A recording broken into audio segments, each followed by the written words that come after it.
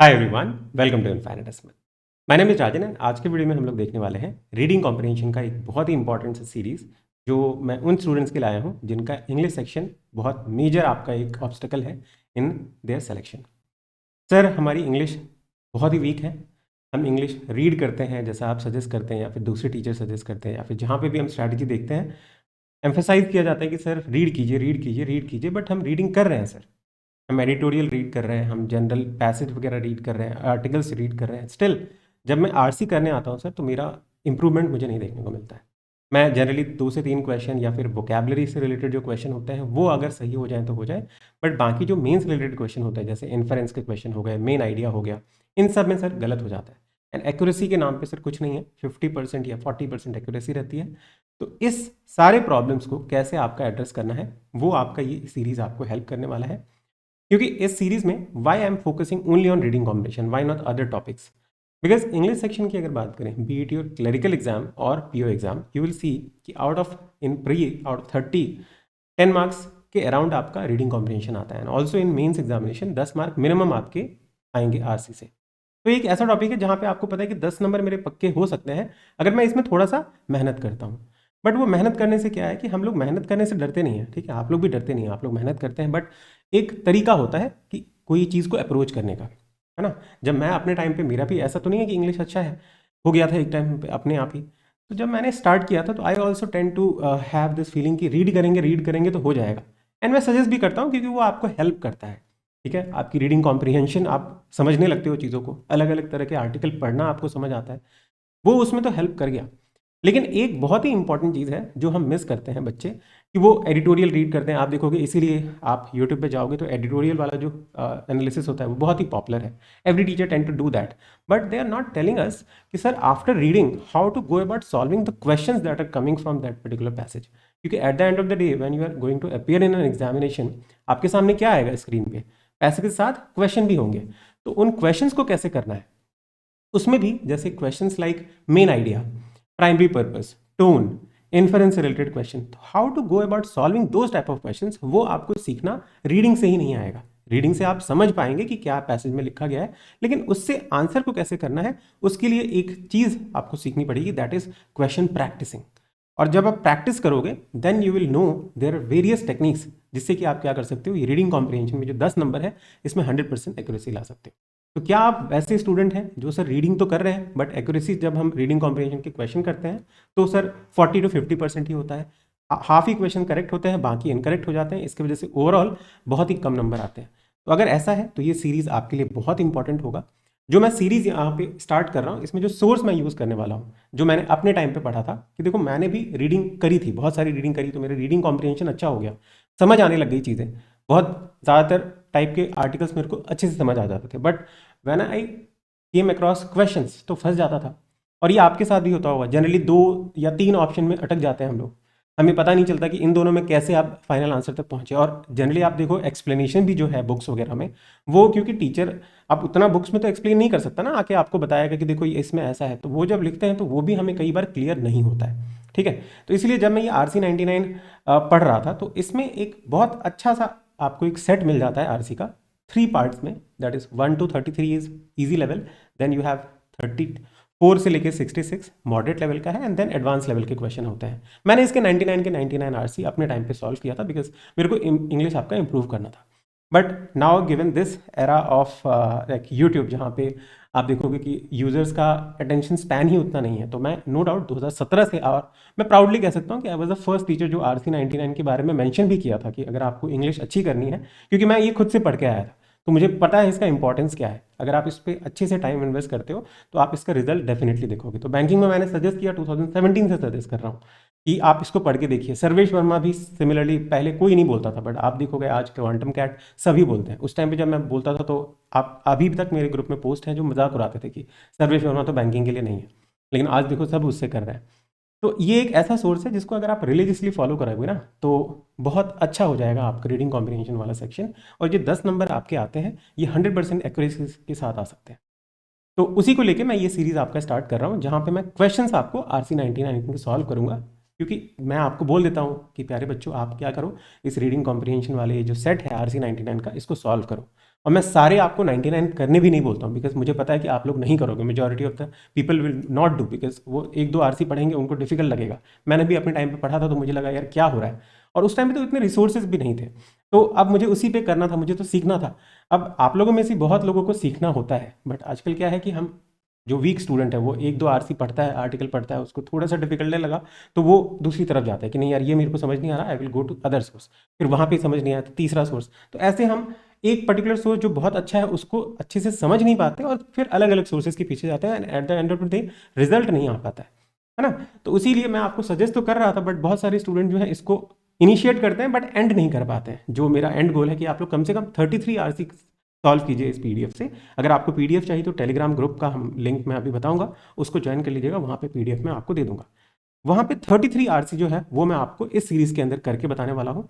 सबको आके मैं आपको एक्सप्लेन करूंगा कि कैसे आपको पैसेज को रीड करना होता है। ये बहुत इंपॉर्टेंट बात है, जब आप रीडिंग करते हैं, नो डाउट एडिटोरियल रीड करते हैं, तो उसको पढ़ना बहुत अलग तरीके का है। एग्जाम में जब हम रीडिंग करते हैं तो उसका एक तरीका अलग होता है, कहाँ पे हमें डिटेल पढ़ना है, कहाँ पे हमें स्किम करना है। स्किम मतलब क्या होता है, वही रीड होता है बट ऊपर ऊपर से, जो इंपॉर्टेंट डिटेल्स हैं उसको हमें छोड़ देना है ना। जो मतलब जो अनइंपॉर्टेंट डिटेल है, not important detail, important detail तो ध्यान रखनी है, मेन आइडिया हमें ध्यान रखना है, बट जो फ्रिवलस चीज़ है, जो जैसे मान लीजिए कोई स्टडीज़ के बारे में, उनको हम स्किम कर सकते हैं, because we have got the idea कि अब ये पैसेज कहना क्या चाहता है। जैसे मुझे आइडिया लग गया कि ये पैसेज में ये बोला गया है, तो मुझे आइडिया पता चल गया, तो I will not delve deeper into it कि हर एक चीज़ का मुझको याद रहे, बिकॉज आप याद नहीं रख सकते, 6 पैराग्राफ के आपके आर्टिकल आते हैं, है ना। तो स्किमिंग एक बहुत अच्छा टूल है। उसके साथ साथ आपके ऑप्शन एलिमिनेशन, क्योंकि रीडिंग से हमें रीडिंग कॉम्प्रिहेंशन समझ आ जाता है, पैसेज में क्या लिखा है क्लियर हो जाता है, लेकिन जब तक आप क्वेश्चन सॉल्विंग पे नहीं जाओगे तो आपको ऑप्शन एलिमिनेशन के जो डिफरेंट मेथड्स हैं कि कैसे हम एक पर्टिकुलर ऑप्शन को आपका एलिमिनेट करें, या कभी मैं जो दो ऑप्शन में फंस जाता हूँ उनमें कैसे मैं चीज़ों को आपका करेक्ट एलिमिनेट करके करेक्ट आंसर तक आऊँ, वो बहुत इंपॉर्टेंट होता है। और वो इस RC99 में बहुत ही बढ़िया तरीके से दिया है। अगर आप लोग रिलीजियसली इसको फॉलो करोगे, मैं आज भी आपको कहता हूँ कि अगर मान लीजिए सीरीज़ आपको नहीं फॉलो करनी है, टाइम ज़्यादा लगेगा अगर आपको लगता है ऐसा, तो आप पीडीएफ जो है ना उसको देख सकते हो, ठीक है। प्रैक्टिस करिए पीडीएफ के हेल्प से। अगर आपको लगता है कि नहीं सर आप अगर बता देंगे तो ज़्यादा बेटर होगा, तो आप लोग बताइएगा। ये मैं एक पहला वीडियो दे रहा हूँ, अगर आप लोगों को इससे बहुत ही ज़्यादा यूज़फुलनेस लगती है कि सर आप जो बता रहे हैं बहुत अच्छी तरीके से समझ आ रहा है हमें, और मैं अब इसको लेके आगे भी बढ़ना चाहता हूँ, बाकी जो उसमें क्वेश्चन हैं खुद से भी प्रैक्टिस करना चाहता हूँ, तो you are welcome to do that, बस do mention that in the chat, ठीक है। तो आज हम यहाँ पे पहला आरसी करने वाले हैं रीडिंग कॉम्प्रिहेंशन का RC99 से। बट इसको करने से पहले मैं कुछ चीज़ें हैं जो क्लियर करना चाहता हूँ कि इस सीरीज़ को अगर आप फॉलो करना चाहते हैं रिलीजियसली, तो देर आर सर्टेन थिंग्स कि अगर आप इन चीज़ों पे ध्यान रखेंगे ना, और जो मैं चीज़ आपको बोलना चाहता हूँ, ऐसा नहीं कि हर एक मैं आपको बोलूँगा, मैं आज बोल देता हूँ आपको, हर एक आरसी में जितनी भी वीडियो मैं इस सीरीज़ के अंदर अपलोड करूँगा सब में आपको वो चीज़ करनी है। पहली चीज़ जो मैं आपसे चाहता हूँ कि जो भी मैं आपको आर्टिकल दूंगा उसमें आप देखोगे जो भी RC99 के पैसेजेस वगैरह हैं थोड़े लेंदी हैं, 5 to 6 पैराग्राफ के हैं, कोई कोई 4 पैराग्राफ के भी हैं। तो आपको मैं रीड करने बोलूँगा, जब भी मैं आपका कोई आरसी सॉल्व करूँगा मैं तो आपको पढ़ के बताऊँगा ही, लेकिन उससे पहले एक बार आप रीड करके देखना कि जो आपने समझा क्या मैं भी वही आपको बता रहा हूँ। क्योंकि अगर खुद से वो चीज़ समझ गए ना रीडिंग करने के टाइम, ये रीडिंग वाला पार्ट बता रहा हूँ, ठीक है, तो वो आपको सबसे पहले चीज़ करनी है कि जो भी मैं आपको दूंगा पैसेज या हम लोग सॉल्व करने वाले हैं उसको आप पहले एक बार खुद से रीड कीजिएगा। मैं मेंशन भी कर दिया करूँगा कि आप मेरे करने से पहले आप लोग रीड कीजिए। जो भी पैराग्राफ में आपको डाउट होता है कि सर आपने यहाँ ये बोला मैंने ये सोचा था, वो अगर मेंशनिंग करेंगे तो ज़्यादा आपका लाइक इंटरैक्टिव वे में आपकी लर्निंग होगी, है ना। कई बार क्या होता है कि कोई चीज़ हमें समझ नहीं आती, अगर हम पूछ लेते हैं वो चीज़ तो जल्दी क्लियर हो जाती है। तो आप कमेंट सेक्शन का यूज़ कर सकते हैं उसके लिए। तो ये पहली चीज़ हो गई रीडिंग को लेके। सेकंड जो चीज़ मैं आपसे चाहता हूँ कि इसमें आप जब पैसेज को रीड करोगे तो साथ में आपकी वोकैबुलरी भी इंप्रूव होगी। तो देयर आर सर्टेन वर्ड्स जो कॉमन वोकैबुलरी का पार्ट होते हैं। मैं हमेशा जब भी आपका इंग्लिश पढ़ाता हूँ तो there are 2 type of vocabulary, एक कॉमन जो आपके कॉमन वर्ड्स जो आप जनरली देखते हो, रोज़मर्रा की ज़िंदगी में देखते हो, आर्टिकल्स वगैरह में देखते हो, जो आप कॉमनली रीड करते हो, तो वो सारे वर्ड्स आपके कॉमन वोकैबुलरी वर्ड्स हैं। और कुछ ऐसे वर्ड्स होंगे जो आपको थोड़े यूनिक देखने को मिलेंगे और एग्जाम में पूछे जाते हैं, थोड़े से ऐसा नहीं कि बहुत ही फ्रीक्वेंट पूछे जाते हैं बट आता है। तो ऐसे अगर कोई वर्ड मुझे पैसेज के अंदर दिखेगा तो मैं उसको हाईलाइट करूंगा और आप लोगों को उसका मीनिंग खुद से सर्च करना है। मैं अगर बता दूंगा तो देखो मेरी नॉलेज तो है, आपको अपने अंदर वो नॉलेज लाना है। अब मैं अगर आपको बता देता हूँ उसका मीनिंग, नो डाउट मैं आपको आसपास किस तरह से मैंने उस मीनिंग को याद रखा था वो मैं आपको बता दिया करूंगा। बट आपको क्या करना है, जब मैं कोई एक वर्ड के बारे में बोलता हूँ कि इस वर्ड का आपको रिसर्च करना है, तो कम से कम आप गूगल एक बार कर लीजिएगा कि उसका मीनिंग क्या है। जिससे कि अगर एफर्ट्स थोड़े से डाल दोगे ना तो वो वर्ड आपके माइंड में इंग्रोस हो जाएगा। एक बार जब वो माइंड में अच्छे से उतर गया ना तो फिर नेक्स्ट टाइम आपको उसके बारे में सोचने की जरूरत नहीं होगी। जैसे आएगा तुरंत आपको वो जो सर्च किया था ना, वो जो एफर्ट डाला था, वो एफर्ट अपने आप ही स्पीक्स फॉर इटसेल्फ कर लेगा। ठीक है, तो वो चीज़ आप करेंगे। एंड तीसरी चीज़, जितने भी क्वेश्चंस मैं आपको सॉल्व करवाऊंगा, हर एक आर्टिकल में आप देखोगे 4 से 5 क्वेश्चन है। 4 से 5 क्वेश्चन ही है, लेकिन वो जो क्वेश्चन का लेवल है वो ऐसा नहीं कि आपको फैक्ट बेस्ड डेटा पूछ रहा है, वो आपको पूछ रहा है मेन आइडिया के बारे में बताओ, इन्फरेंस के बारे में बताओ, which of the following is true. These are the question type which are asked in mains. और मेंस में ये सब चीज़ों में ना बच्चे बहुत ज़्यादा एरर करते हैं। सीआर के क्वेश्चन भी इसके अंदर है। अगर आप 33 आरसी के अंदर ही देखोगे ना तो उसमें बहुत ब्यूटीफुल क्वेश्चन है। इसीलिए मैं सजेस्ट कर रहा हूँ, मैं कोई ये चीज़ आपको ऐसी सजेस्ट करूंगा ही नहीं जहाँ पे आपका टाइम वेस्ट हो, क्योंकि मुझे अपना टाइम बहुत ज़्यादा प्यारा है। मैं चाहता हूँ कि आप भी वही चीज़ फॉलो कीजिए जो आपके लिए इंपॉर्टेंट है। बोलते हैं ना, कोई चीज़ बार बार इसी चीज़ को, मैंने इसको बहुत बार किया सर्वेश्वर में, मैंने अपने टाइम पे और अभी तक अगर मैं देखूँ तो 9 से 10 बार मैं खुद ट्राई कर चुका हूँ। तो मेरा एरिथमेटिक आप देख लीजिए किस तरह से इवॉल्व हो चुका है। तो वैसे ही अगर आप सेम चीज़ को बार बार प्रैक्टिस करेंगे ना, जैसे यही आर्टिकल है 33 आरसी, फिर से कर लिया कि आपने एरर्स मतलब एलिमिनेशन की टेक्निक सीखे कि इसमें ऐसे एलिमिनेट किया, इसमें ऐसे एलिमिनेट किया, तो फिर से खुद से इसको प्रैक्टिस करके देखा कि मेरे को सारी चीज़ें याद रहती हैं कि नहीं। उतना कर लोगे, कोई रोक नहीं सकता आरसी में 100% एक्यूरेसी लेने में। ठीक है, तो जो भी आर्टिकल में मैं आपको एक्सप्लेनेशन दूंगा, अगर कोई चीज़ आपको नहीं लगती है कि सर ने इसको इस तरीके से एलिमिनेट किया, उसको आप नोट कर लेंगे अपनी कॉपी में। एक नोटबुक बनाइएगा, 2-3 पेज भी आप रखोगे ना, उतना सफिशिएंट नॉलेज है, क्योंकि हर एक आर्टिकल में आपको आर्टिकल लिखना नहीं है।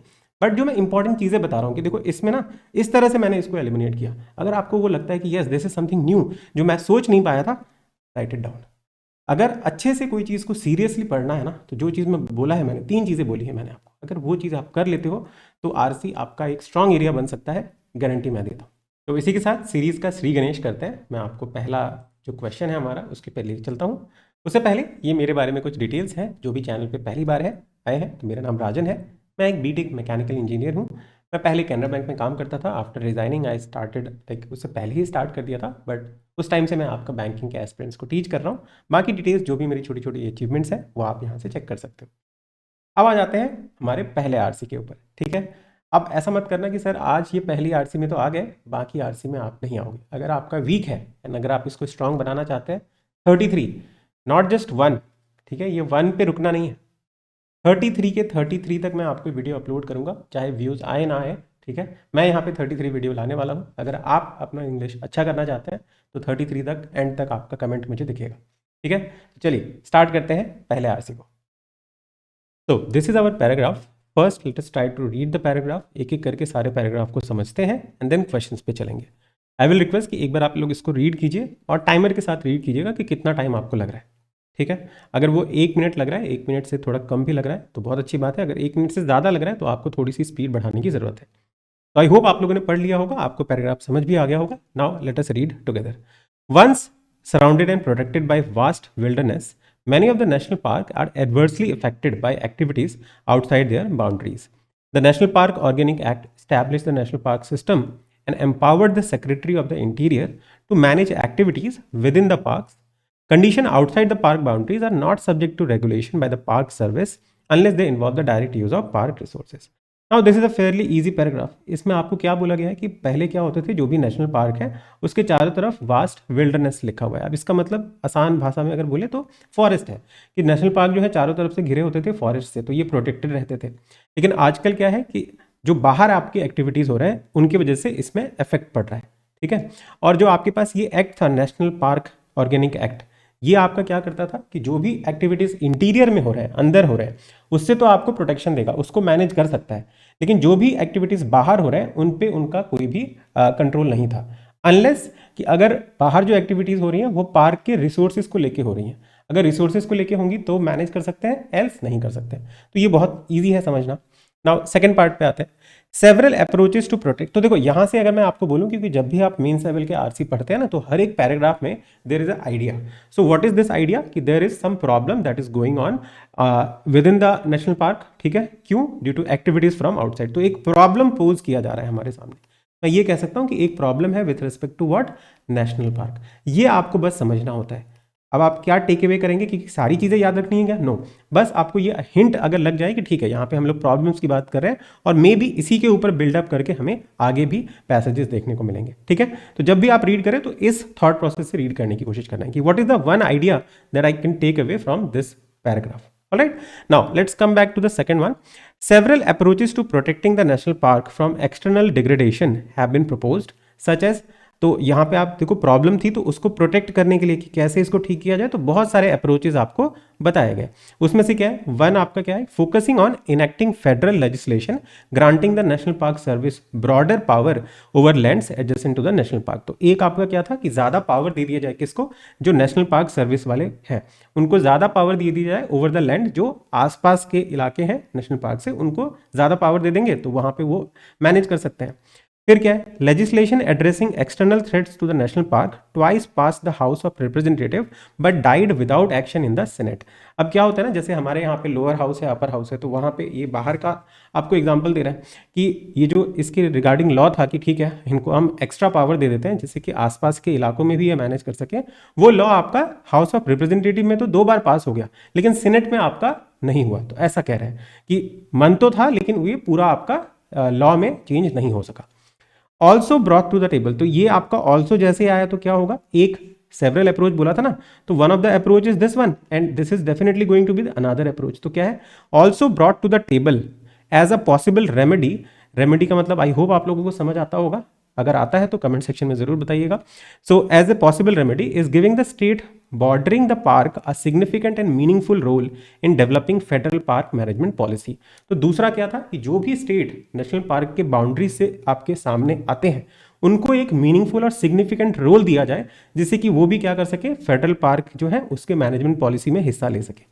ठीक है, मतलब ये बोला गया कि जो भी नेशनल पार्क है उनके आसपास वाले जो स्टेट्स हैं उनको पावर दे दिया जाए या फिर कुछ एक रोल दे दिया जाए जिससे कि वो भी पॉलिसी बना सके नेशनल पार्क को मैनेज करने का। ऑलराइट, हमें यहाँ पे समझ आया कि ये आपका, अगर मैं पूछूं कि what is the main idea that we have to that this paragraph is trying to tell, तो ये क्या है, सॉल्यूशंस बता रहे हैं। और रैदर अगर हम लोग पैसेज के टर्म्स में बोले तो अप्रोच बता रहा है। और क्या एक अप्रोच है, नो, मल्टीपल अप्रोच आपको बताया जा रहा है, अप्रोच 1 और 2।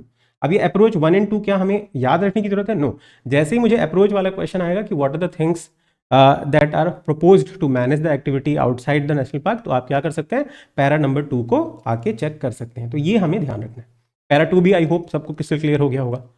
आगे देखो, because the livelihood of many citizens is linked to the management of the national park, local politicians often encourage state involvement in federal planning, but state legislature have not always addressed the fundamental policy issues of whether states should protect wildlife.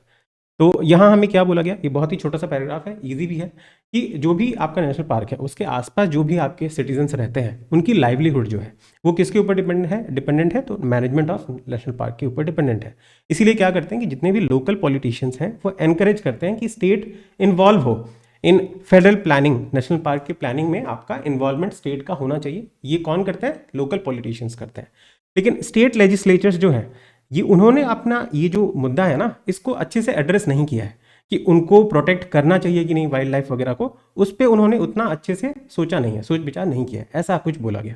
I hope आपको ये भी समझ आ गया होगा। तो एक तरह से बोल सकते हो दीज आर द अटेम्प्ट्स। ठीक है, अटेम्प्ट्स उतने भी आपके फ्रूटफुल नहीं है क्योंकि वो उन्होंने एड्रेस ही नहीं किया है। ठीक है, फ्रूटफुल नहीं रहे। नेक्स्ट आ जाओ, तो ये आपका 3 और पैराग्राफ दिए हैं। सिंस ये मेंस का है तो आप लोगों को थोड़े से लेंथी पैराग्राफ जरूर देखने को मिलेंगे। ठीक है, एग्जाम में 3, 4, 5, 6 भी आ सकते हैं। तो इस तरह से लेंथी पैराग्राफ में जब आप आइडिया को लेके चलेंगे ना तो बहुत सारी चीज़ें आप याद रख सकते हो। अगर हम बहुत ही डिटेल में सब कुछ याद करने की कोशिश करें कि पहले पैराग्राफ में क्या था, सेकंड, तो वो नहीं हो सकता है पॉसिबल। इसीलिए इट इज़ ऑलवेज बेटर कि आप क्या करें, मेन आइडिया के टर्म्स में याद रखेंगे। पहले पैराग्राफ में ये था, जैसे कि जब भी रेफरेंस आपको कोई क्वेश्चन में मिलेगा तो I can very well directly come to a particular paragraph, वहाँ से आंसर कर सकता हूँ। ठीक है, आ जाओ पैरा नंबर 4 को भी पढ़ते हैं। टिम्बर हार्वेस्टिंग, रैंचिंग, रैंचिंग का मतलब आप लोग कमेंट सेक्शन में बताएंगे, and energy exploration compete with wildlife within the local ecosystem। अब देखो ये जो मैंने मीनिंग आपका बोल रहा हूँ, मैं चाहता तो आपको बता सकता हूँ कि रैंचिंग का मतलब क्या है। मैं रैंचिंग इसलिए आपको बोल रहा हूँ कि कमेंट में आप लोग खुद बताइएगा जिससे कि आप लोग थोड़ा इसको सर्च करें, जिनको नहीं आता है, क्योंकि हर बार अगर मैं आपको फीड कर दूंगा ना, स्पून फीड, तो उससे मैं तो आपको बता दे रहा हूँ, आप उसी टाइम तक आपको याद रहेगा। खुद से जब आप एक्सप्लोर करेंगे किसी चीज़ का मीनिंग, तब वो आपके साथ ना लॉन्ग टर्म तक रहेगी। ठीक है, तो जो भी वर्ड्स मैं आपको बोलता हूँ उसका डेफिनेटली थोड़ा सर्च कर लेना, कमेंट नहीं कर सकते कोई बात नहीं, सर्च करना जिससे कि वो आपके वोकैबुलरी में ऐड हो जाए। तो टिम्बर हार्वेस्टिंग है, रैंचिंग है, एनर्जी एक्सप्लोरेशन है, compete with wild life with in the local ecosystem. अब इसका मतलब क्या हुआ, इसमें कई बच्चों को समझने में प्रॉब्लम होगी।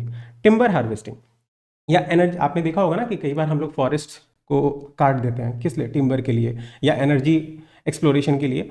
तो आप एक तरह से क्या कर रहे हैं, वाइल्ड लाइफ को का क्या करना चाह रहे हो, वाइल्ड लाइफ को कॉस्ट पे आप ये सब चीज़ें करना चाह रहे हो कि वाइल्ड लाइफ खत्म हो जाए, कोई प्रॉब्लम नहीं है, मुझे ये सारी चीज़ें करनी है। तो वही आपको कह रहा है कि जो वाइल्ड लाइफ को रखने की ज़रूरत है, प्रिजर्व करने की ज़रूरत है, उसको compete करते हुए आप क्या क्या करना चाहते हैं, तो एनर्जी एक्सप्लोर करना चाहते हैं, टिम्बर की हार्वेस्टिंग वगैरह करना चाहते हैं, ये सब चीज़ें।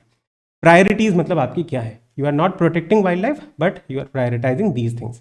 तो priorities among different land use are not generally, अब देखो जब मैं ये पैसेज पढ़ूंगा तो मुझे सिंस ऑलरेडी पता चल गया कि पैरा 1, 2 एंड 3 में क्या क्या बात हुई है, प्रॉब्लम है, कैसे सोल्यूशंस है। तो ये मुझे और अच्छे से प्रॉब्लम्स के बारे में बता रहा है एक तरह से कि ये प्रॉब्लम आती है, टिम्बर हार्वेस्टिंग किया जाता है, एनर्जी एक्सप्लोरेशन के लिए एक्सप्लॉइट किया जाता है। प्रायोरिटीज़ जो है डिफरेंट लैंड यूजेस का are not generally establish by current legislation, की किस तरह की प्रायोरिटी है लैंड यूज़ का, क्या होना चाहिए क्या नहीं होना चाहिए। Additionally often no mechanism exist to coordinate planning by the state environmental reg. तो देख रहे हो कि कोई भी प्लानिंग ही नहीं है, ठीक है, कोई भी रेगुलेटरी एजेंसीज के बीच में प्लानिंग नहीं है कि कैसे कोऑर्डिनेट करके मैकेनिज्म से काम किया जाए। These factors limit the impact of legislation. तो रूल अगर बना भी दिया जाता है, लॉ बना भी दिया जाता है, तो उसका इम्पैक्ट किस तरह से होगा ना, वो लिमिट हो जाता है। ठीक है, जो आपने किस पे बनाया था, प्रोटेक्ट करने के लिए बनाया था वाइल्ड लाइफ को and the larger park ecosystem. तो ये भी एक तरह से फेल्ड अटेम्प्ट्स के बारे में बता रहा है और एक तरह से प्रॉब्लम्स के बारे में बता रहा है। ठीक है, तो ये हम कह सकते हैं कि पैरा नंबर 3 का ही एक तरह से एक्सटेंशन है कि नहीं, बताओ, ये आपको इस तरह से देखने की जरूरत है। आ जाओ पैरा नंबर 4 को देखते हैं, 5 को देखते हैं कि पैरा 5 में क्या बोला गया। इवन इफ दीज डेफिशिएंसीज, तो ये हमने डेफिशिएंसीज बताई कि ये आपकी प्रॉब्लम्स है। Even if these deficiencies can be overcome, अगर हम लोग उसको ठीक भी कर लेते हैं, state participation must be consistent with the existing federal legislation. अब बोला गया कि ठीक है, आप अगर ये प्रॉब्लम्स वगैरह सॉल्व कर भी लेते हो, तब भी स्टेट का पार्टिसिपेशन जो है ना, कि स्टेट को आके इन्वॉल्व होना पड़ेगा इन दिस प्लानिंग, वो कंसिस्टेंट होना चाहिए जो फेडरल लॉज हैं आपके उससे। State lack jurisdiction within the national park themselves, state के पास पावर ही नहीं है नेशनल पार्क के अंदर, and therefore state solution can not reach activities inside the park, thus limiting state action to the land adjacent to the national park. Since state का control अंदर नहीं है, तो बाहर की एक्टिविटीज़ में कैसे करेंगे। तो ये आपको और बता रहे हैं कि नो डाउट आप ये छोटी छोटी चीज़ें हैं कि आपका यहाँ पे बोला गया ना हमें कि क्या क्या प्रॉब्लम्स हैं, ये आप स्टेट लेजिस्लेचर जो है एड्रेस नहीं करना चाहते। मान लो वो सब छोटी छोटी चीज़ें आप एड्रेस कर भी लेते हो, तब भी पावर तो है ही नहीं। अगर अंदर पावर नहीं है तो बाहर की इश्यूज को कैसे आपका स्टेट ठीक करेगा, है ना। तो अंडर द सुप्रीमेसी, अब आगे यहाँ पे और स्पेसिफिक चीज़ बोली गई है, देखो, under the supremacy clause federal laws and regulation supersede state action. अब ये बोला गया, जैसे हम इंडिया में भी देखते हैं ना कि स्टेट लॉज है और एक आपका सेंट्रल लॉज होता है, तो वो एक तरह से इस तरह से समझ लो कि ये कह रहे हैं कि फेडरल लॉज, जो सेंट्रल लॉज है, वो ज़्यादा आपका अहमियत रखते हैं, उनकी पावर ज़्यादा है कंपेयर टू स्टेट एक्शन। तो इसलिए बोला गया कि under the supremacy clause federal laws and regulation supersede. Supersede का मतलब क्या होता है, सर्च करेंगे खुद से, इसको अपनी वोकैबुलरी में ऐड करेंगे। सुपरसीड का एक तरह से ईजी मीनिंग क्या हुआ कि इसके पास ज़्यादा पावर होती है compare to state actions. If state laws conflict with the federal, तो ये बोला गया कि जब भी आपको एक ये क्वेश्चन पूछा जाए कि स्टेट की पावर ज़्यादा है या फेडरल को आप प्रायोरिटी दोगे, तो किसको प्रायोरिटी दोगे। सुप्रीमेसी क्लॉज क्या कहता है कि फेडरल लॉ को ज़्यादा आप देंगे, इस तरह से। फिर अगर कांग्रेस प्रिक्लूड्स लोकल रेगुलेशन और if federal regulation is so pervasive that no room remains for state control, तो जब भी ऐसे सिचुएशन आएंगे जहाँ पे भी फेडरल और स्टेट लॉज के बीच में आपका एक तरह से कन्फ्लिक्ट आएगा, तो किसको आप सुप्रीमेसी क्लॉज से पावर दोगे, तो फेडरल लॉज को पावर दोगे, ये बोला गया है। यहाँ एक और वर्ड आप लोगों के लिए प्रिक्लूड वर्ड बोला गया है। ये वर्ड बहुत ही कॉमन है, ठीक है, ये एग्जाम के लिए बहुत इंपॉर्टेंट है, इसका मीनिंग भी आप लोग कमेंट सेक्शन में बताएंगे। आगे बढ़ते हैं। Assuming that the federal regulation leave open the possibility of state control, तो अभी हमने देखा कि हमेशा फेडरल लॉज की पावर ज़्यादा होती है। मान लेते हैं, एज्यूम कर लेते हैं कि फेडरल लॉज जो है ना, वो आपकी पॉसिबिलिटी खोल देता है कि स्टेट भी कंट्रोल कर सकता है। State participation in the policy making must be harmonise with the existing. तो ये करने के बावजूद भी क्या है कि स्टेट का जो पार्टिसिपेशन है वो आपका सही मायने में सही से हो, किसके साथ? तो एग्जिस्टिंग जो फेडरल लॉज है उसके साथ हो, ये भी हमें ध्यान रखने की जरूरत है। तो एक तरह से अभी भी बोला गया कि अगर छोटी छोटी प्रॉब्लम्स को हम लोग ठीक भी कर लें, then also there is a conflict between federal and state action. ठीक है, आ जाओ लास्ट वाला पैराग्राफ क्या बोलता है, the resident of the state bordering the national park are affected by park management policies, कि रेसिडेंट जो है वो आपका अफेक्टेड होते हैं जिस तरह से पॉलिसीज बनेंगी उसकी वजह से। They in turn affect the success of these policies, अगर वो अफेक्ट होंगे, जैसे आप देखोगे कि कहीं पे पेड़ काट दिया, वहां के लोग वहां से चले गए, तो वो क्या करेंगे? अफेक्ट करेंगे ना उन पॉलिसीज को। They will like either they will go on a strike and like this, तो वो अफेक्ट कर रहे हैं, सक्सेस होगा कि नहीं पॉलिसी। तो these interrelationship must be considered in responding to external threat problem. तो जब भी आप कोई चीज़ को मैनेज करना चाहते हो, जैसे यहाँ पे हमारे केस में नेशनल पार्क के बाहर जो एक्टिविटीज़ हो रही हैं उनको मैनेज करना चाहते हो, तो इन सब चीज़ों को कि कैसे लोगों की लाइफ भी रिलेटेड है इससे, उन सब चीज़ों को भी कंसिडर करना पड़ेगा। Local participation is necessary in deciding how to protect park wild life.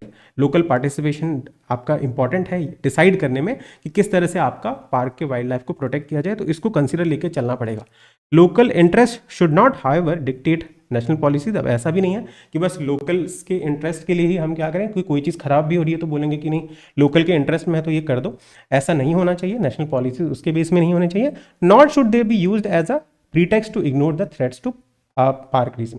लेकिन ये भी नहीं बोलेंगे कि देखो उनको लोकल्स को ये चीज़ चाहिए तो आप पार्क को थ्रेट में डाल दो, ऐसा भी नहीं करने की जरूरत है। ठीक है, तो ये लास्ट में एक छोटा सा अच्छा सा कंक्लूजन दे दिया है कि कैसे हमें लोकल अथॉरिटी जो लोकल कम्युनिटीज़ हैं उनको भी हार्मोनाइज लेके आपके लॉज या मैनेजमेंट जो भी आप पॉलिसीज बनाते हैं उसको ध्यान में रखते हुए बनाना चाहिए। आई होप आपको अगर पैसेज देखा जाए तो उतना भी डिफिकल्ट नहीं है। इस तरह का आपको क्लरिकल के पीओ मेंस में, ठीक है, सॉरी क्लरिकल मेंस में एंड पीओ मेंस में देखने को मिल सकता है।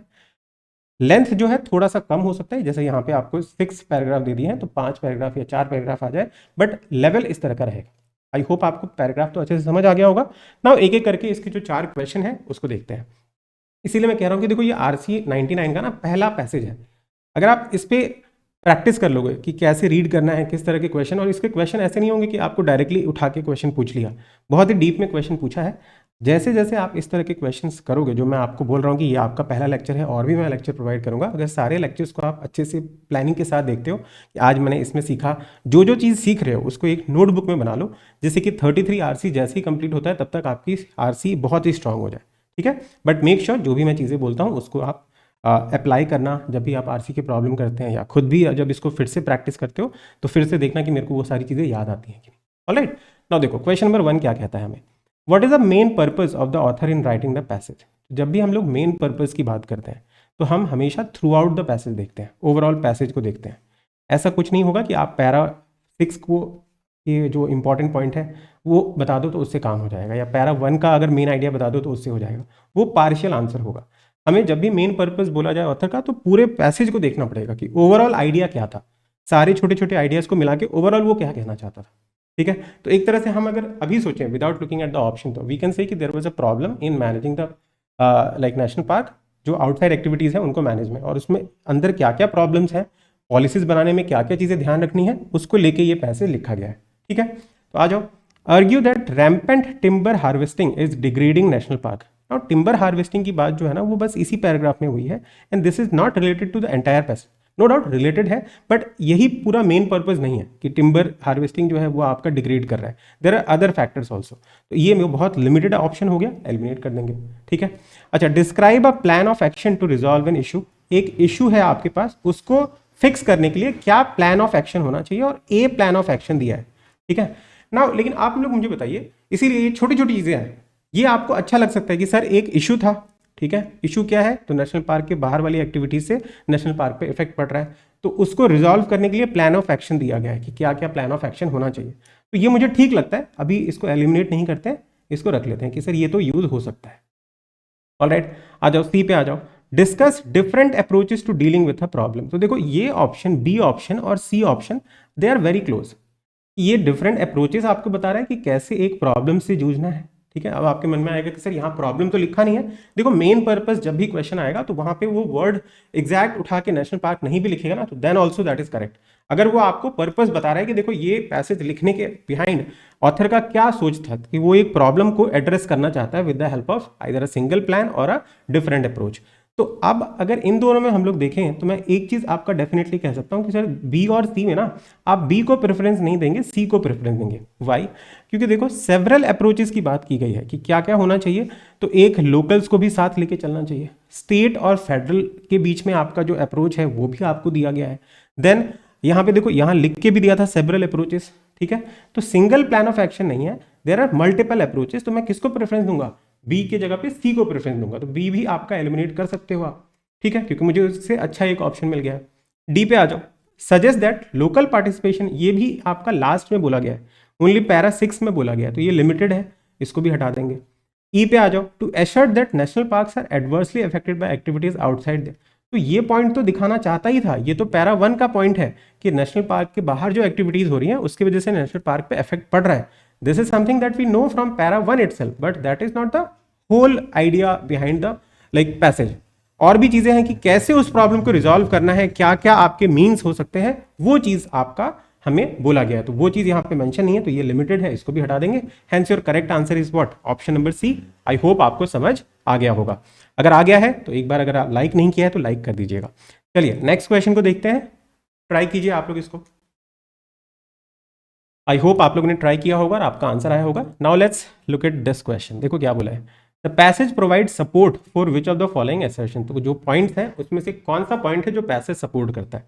The national park organic act gave the Secretary of the Interior the right to overrule state government policy in lands adjacent to the national park। तो ऐसा तो कुछ नहीं बोला गया था, जहां पे भी उसकी पावर की बात की गई है कि आपको क्या किया गया, are empowered the secretary of the interior to manage activity within का दिया हुआ है। अब वो ओवररूल कर सकता है कि नहीं गवर्नमेंट पॉलिसीज को, ऐसा कुछ मुझे पैसेज में नहीं बोला गया है, तो ये ऑप्शन तो गलत है। The federal government has been selling national park land, selling की बात कहीं पे भी नहीं हुई है, बता दो। The action of the state government have often failed to promote the interest of the national park wildlife। ये एक्शन जो है स्टेट गवर्नमेंट के वो हमेशा मतलब जनरली आप देखोगे फेल हो गए हैं, ठीक है। तो ये एक कह सकते हैं क्योंकि आपने यहाँ पे बोला है कि वो आपका अच्छे से प्लानिंग वगैरह नहीं करते हैं, ठीक है, whether they should involve themselves in planning वो भी सोचते हैं, तो इसको थोड़ा ध्यान रख सकते हैं। अच्छा, डी ऑप्शन देखो, क्योंकि डायरेक्टली इसको मार्क नहीं करना, सारे ऑप्शन देखने पड़ेंगे। ये ध्यान रख लेना, जब भी क्रिटिकल रीजनिंग करते हो, रीडिंग कॉम्प्रिहेंशन करते हो, you have to check each and every option. Local politicians want the federal government to turn control of a national park over to this। कि लोकल पॉलिटिशियंस चाहते हैं कि फेडरल गवर्नमेंट जो है वो आपका क्या करे, वो ये नहीं चाहते हैं कि पूरा का पूरा कंट्रोल दे दें, वो ये चाहते हैं कि स्टेट जो है ना पार्टिसिपेट करे, ऐसा बोला गया है। तो ये हटा दो, ये ऑप्शन भी चला गया। Timber harvesting and energy exploration have not had any impact on the national park. तो ऐसा तो नहीं है, इम्पैक्ट तो है, तभी तो आपने बोला है कि ये जो है ना, ये सारे जो आपके चीज़ें हैं ये compete कर रहे हैं वाइल्ड लाइफ के साथ, कि हमें वाइल्ड लाइफ को प्रोटेक्ट करना है या फिर इन सब चीज़ों को प्रमोट करना है। क्लियर? तो ये आप ऐसा नहीं कह सकते कि इम्पैक्ट नहीं है। So what is your correct answer? Option number C. I hope आपको समझ आ गया होगा। Now this is question number 3, इसको ट्राई कीजिए। तो आई होप आप लोगों ने ट्राई किया होगा, आपका आंसर भी आया होगा। ये तो एक्सटर्नल डिग्रेडेशन से रिलेटेड क्वेश्चन है, ठीक है। तो देखो इसमें क्या बोला गया, पेन का कलर चेंज करता हूँ। देखो, in the context of the passage the phrase external degradation refer to which of the following, ठीक है। तो ए पॉइंट क्या है? अब देखो एक्सटर्नल डिग्रेडेशन क्या हो सकता है कि बाहर में जो एक्टिविटीज हो रही हैं ऐसा आपको लगेगा, दैट इज करेक्ट, ठीक है। लेकिन सिंस ये मेंस का है ना, तो आपको डायरेक्टली उस तरह के ऑप्शन दिए नहीं है, बहुत ही ट्रिकी ऑप्शन दिए हैं। तो ये एक बहुत अच्छा क्वेश्चन है, इसका अगर आपने सही आंसर मार्क किया है तो बहुत बढ़िया दोस्तों, बहुत अच्छे से कर रहे हो प्रिपरेशन। देखो पॉइंट ए क्या कहता है, थ्रेट्स टू नेशनल पार्क। तो ये एक्सटर्नल डिग्रेडेशन एक तरह से थ्रेट ही तो है ना, ठीक है। तो किस तरह का थ्रेट है, क्योंकि हर जगह आप देखो हर लाइन में आपको थ्रेट दिया हुआ है, थ्रेट करके लिखा है, तो this is a threat definitely. So किस तरह का थ्रेट है ये आइडेंटिफाई करना है। तो threats to national park arising from the house of representative willingness to address the environmental issue. तो हाउस ऑफ रिप्रेजेंटेटिव पे लॉ पास हुआ था, मतलब वो आपका इस लाइक पॉइंट को एड्रेस करना चाहते थे, वो तो हेल्प करना चाहते थे ना। और सीनेट पे जाके, क्योंकि यहाँ लिखा है ना कि 2 बार आपका क्या हुआ, देखो विदाउट एक्शन इन सीनेट, सीनेट में जाके आपका वो नहीं हो पाया, लेकिन हाउस ऑफ रिप्रेजेंटेटिव ने तो लॉ पास किया था ना कि कैसे इसको रिजॉल्व किया जाए, तो उसके थ्रेट कैसे आ सकता है, तो ये ऑप्शन हटा दो, ठीक है। अच्छा, बी ऑप्शन देखो क्या है कि threats to national park arising from state government environmental policies. कि नेशनल पार्क पे जो थ्रेट है किससे, तो स्टेट गवर्नमेंट जो आपकी पॉलिसीज बना रही है, ठीक है, एनवायरमेंटल को लेके, उससे आपका थ्रेट आ रहा है, ठीक है। अब ये कैसे ट्रू है, तो ये हो सकता है, क्योंकि देखो कहीं पे आपको बहुत जगह पे बोला गया है कहीं कहीं पे कि स्टेट गवर्नमेंट जो है ना वो पॉलिसीज को उतने ध्यान से नहीं देख रही है, हर एक चीज़ को कंसिडर करके प्लानिंग नहीं कर रही है ना। देखो यहाँ बोला ना, the resident of the state bordering this are affected by part, they in turn affect the success, और इस चीज़ को कंसिडर करना पड़ेगा, ठीक है। दिस इंटर रिलेशनशिप जो है वो कंसिडर करना पड़ेगा। तो मे बी उसकी वजह से आपका आ रहा होगा कि लोग आपका पार्टिसिपेट नहीं कर रहे हैं क्योंकि उनके हित की बात नहीं हो रही है। तो ये सब चीज़ें ध्यान रखनी पड़ेंगी, ठीक है। और कई जगह पे आपको लिखा है ना कि देखो यहाँ पे the state legislatures have not always address the fundamental policy issue of whether state should, तो यहाँ पे भी वही चीज़ दी गई है ना। तो ये कुछ प्रॉब्लम्स हो सकते हैं because these are the things that are posing a threat. तो ये मैं कह सकता हूँ कि ये ऑप्शन थोड़ा ठीक लगता है, बट ये 100% करेक्ट है कि नहीं ये मुझे नहीं पता, तो होल्ड करके रख दिया इसको। ऑलराइट, एलिमिनेट तुरंत नहीं किया। सी पे आ जाओ। सी क्या कहता है, threat to national park arising from local politicians call for greater state, तो इससे कोई थ्रेट थोड़ी आएगा, ये तो कह रहे हैं हेल्प के लिए ना, तो इससे तो थ्रेट नहीं है, हटा दो। Threat to national park arising from the national park organic act, तो उससे भी कोई थ्रेट नहीं आ रहा क्योंकि वो तो आपका सेटअप ही किया गया जिससे कि हम मैनेज कर सके ना, उससे क्या थ्रेट आ रहा है। Threat to national park arising from the lack of local support, local support से थ्रेट, लोकल सपोर्ट ज्यादा होना चाहिए, अब लैक है कि नहीं वो हमें नहीं बोला गया, हमें ये बोला गया है कि लोकल का सपोर्ट होगा तो और अच्छे से काम होगा, प्लानिंग और अच्छी हो पाएगी। लैक ऑफ सपोर्ट है कि नहीं ऐसा हमें आइडिया नहीं है, तो ये भी ऑप्शन चला गया। तो I can say by option elimination method B will be the best answer here, ठीक है। तो इस तरह से आप इस पे करेक्ट आंसर पे रीच कर सकते थे। ये बहुत ही डायरेक्ट क्वेश्चन नहीं है, इनडायरेक्ट और ट्रिकी क्वेश्चन है। अगर आपका बी ऑप्शन आया है तो बहुत बढ़िया। लास्ट क्वेश्चन पे चलते हैं आज के सेशन का। तो देखो, according to the passage which of the following developments, okay, this is very important, is most likely, ये हो सकता है if environmental cooperation between federal government and state government does not improve, कि क्या ऐसी चीज है जो मतलब हो सकती है अगर फेडरल गवर्नमेंट और स्टेट गवर्नमेंट के बीच में जो कॉपरेशन है ना, हमने बात की है कि कॉपरेट करना चाहिए, अगर कॉपरेशन इंप्रूव नहीं हुई तो इसके वजह से क्या चीज़ है जो मोस्ट लाइकली हो सकती है, ऑप्शन के हेल्प से बताना है, ठीक है। तो आ जाओ एक एक करके ऑप्शन को देखते हैं। पहला ऑप्शन क्या कहता है, पहले तो आप लोग ट्राई करो, आई होप आप लोगों ने ट्राई किया होगा। फर्स्ट ऑप्शन देखो, a further decline in the land area of national park. देखो जब भी इस तरह के क्वेश्चन होंगे ना कि क्या हो सकता है, तो आपको पैसेज पे ही ध्यान रखना है, पैसेज से बाहर नहीं सोचना है। हो सकता होगा ऐसी आंसर नहीं होंगे, पैसेज में लिखा है तो होगा, एल्स नहीं होगा। तो डिक्लाइन इन लैंड एरिया के बारे में कहीं पे बात हुई है, नहीं हुई है, तो ऐसा कहीं पे हम लोग कह नहीं सकते। Further increase in federal ownership of land adjacent to national park, कि जो फेडरल आपके लॉज हैं उनका ओनरशिप ज्यादा हो जाएगा, ऐसा कहीं पे भी नहीं बोला गया है। हमें जहां तक बात हुई है फेडरल और स्टेट की, वहां पे ये हुआ है कि उसके पास ज्यादा पावर होती है, ये बात हुई है, और उनको एक कॉपरेशन बना के चलना चाहिए, ऐसी बात हुई है। उनके पास ज्यादा लैंड है adjacent to the national park या कम है, इसका आइडिया कहीं पे भी नहीं है, इसको भी हटाओ, इसको भी हटाओ। अब further growth in the powers of national park service, अगर इंप्रूव हो जाती, यहां पे अगर डज नॉट वर्ड नहीं लिखा होता, अगर इंप्रूव होती तब ऐसा हो सकता था, तब हम सोच भी सकते थे। अगर इंप्रूव नहीं होगी तो उनकी ग्रोथ कैसे होगी पावर की, तो ये भी हटा दो। डी और ई बच गया, ठीक है, और दोनों बहुत ही छोटे छोटे ऑप्शन है, ध्यान से देखो। Further loss of species in the national park, कि नेशनल पार्क की जो स्पीसीज है, जो वाइल्ड लाइफ है वहां पे, उनमें लॉस देखने को मिलेगा। दूसरा क्या दिया है, further increase in timber harvesting activities, तो कौन सी ऐसी चीज है जो बढ़ जाएगी, ठीक है।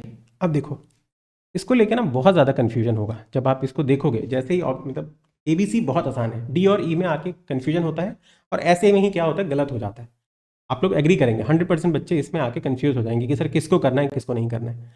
तो देखो हमें पैसेज में ये कहीं नहीं बोला है, टिम्बर हार्वेस्टिंग बोला गया है, टिम्बर हार्वेस्टिंग जो है ना, ये एक्टिविटीज, मैं इसको हटा देता हूँ, पैसेज जो लिखा है मैंने, टिम्बर हार्वेस्टिंग वाली एक्टिविटीज है, एनर्जी एक्सप्लोरेशन वाली एक्टिविटीज है, दे compete with the wild life with in the local system, ठीक है।